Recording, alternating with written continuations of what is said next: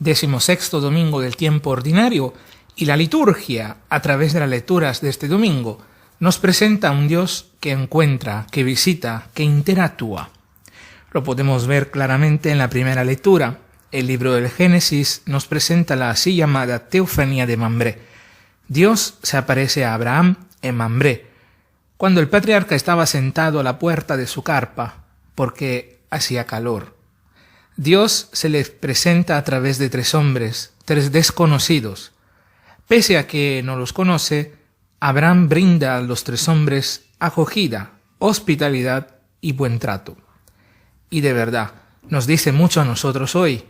Cabe preguntarnos, así de arranque, ¿cómo tratamos los conocidos y los desconocidos? Si somos amables, si somos capaces de brindar acogida y hospitalidad a quienes más los necesitan hoy.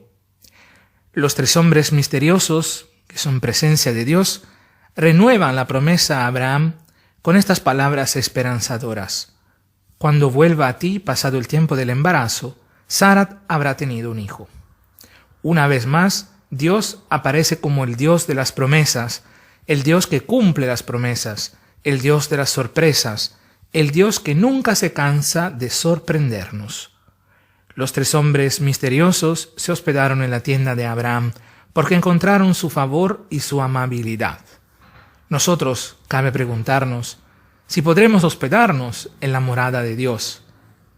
El Salmo responsorial de este domingo, como respuesta a la palabra escuchada, nos dice con una reflexión sapiencial: ¿quién puede hospedarse en la casa de Dios? ¿Quién procede honradamente y practica la justicia? ¿Quién tiene intenciones leales y no calumnia con su lengua? ¿Quién no hace mal a su prójimo ni difama al vecino? Preguntémonos entonces, ¿cómo estamos actuando en nuestro diario caminar? Preguntémonos entonces si procedemos honradamente y practicamos la justicia, o más bien si nuestras intenciones no son leales, y con nuestra lengua, más que bendecir y unir, maldecimos y dividimos. ¿Podríamos nosotros entrar en la casa de Dios? En la segunda lectura, Pablo, escribiendo a los colosenses, nos recuerda a quién anunciamos desde siempre y para siempre, a Cristo, esperanza de la gloria. Y para que todos alcancen su madurez en Cristo, Pablo y sus compañeros no se cansan de amonestar y enseñar a todos. Esta debería ser también nuestra tarea hoy como anunciadores del 2019, amonestar y anunciar, que podríamos traducir hoy como profecía, con los 2 movimientos típicos de la denuncia y del anuncio. Amonestar y por lo tanto denunciar todo lo que es contrario al plan de Dios, una vida digna, una vida en abundancia para todos, y anunciar con gestos concretos, además que con palabras, al Dios de la vida. También este domingo el Evangelio nos sitúa en el capítulo 10 de Lucas.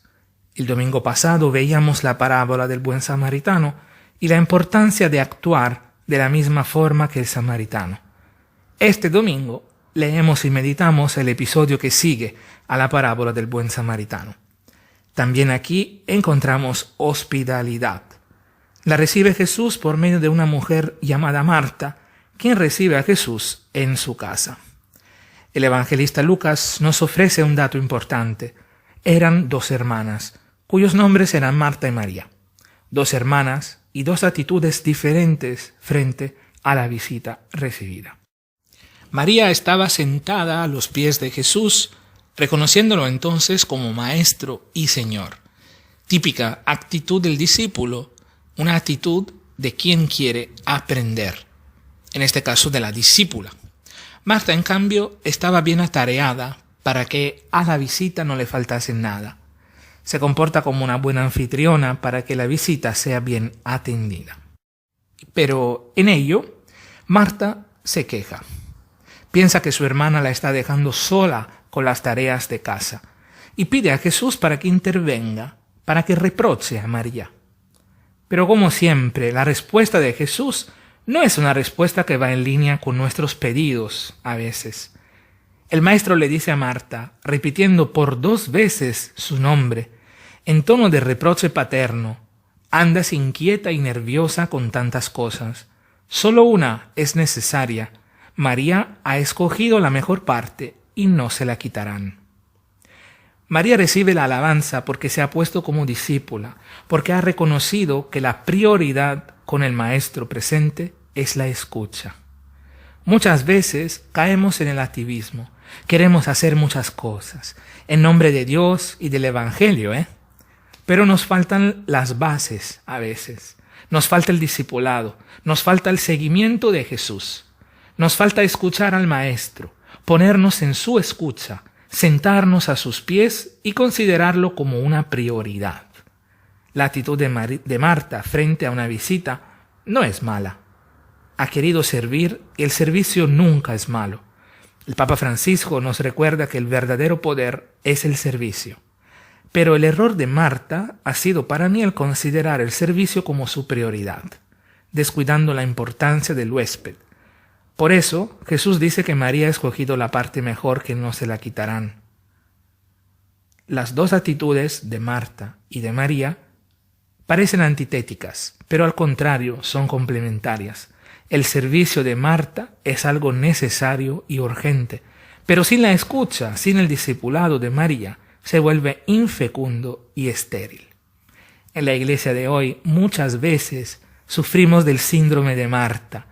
Queremos hacer, ir, nos aventuramos en experiencias y proyectos que nos convierten en ONG, más que en el cuerpo místico de Cristo que es la iglesia. Esto es porque no escuchamos al Maestro y por lo tanto no anunciamos a Él. Nos anunciamos más bien a nosotros mismos. Predicamos otras cosas, pero no a Cristo. Caemos en el activismo, pero oración y meditación brillan por su ausencia.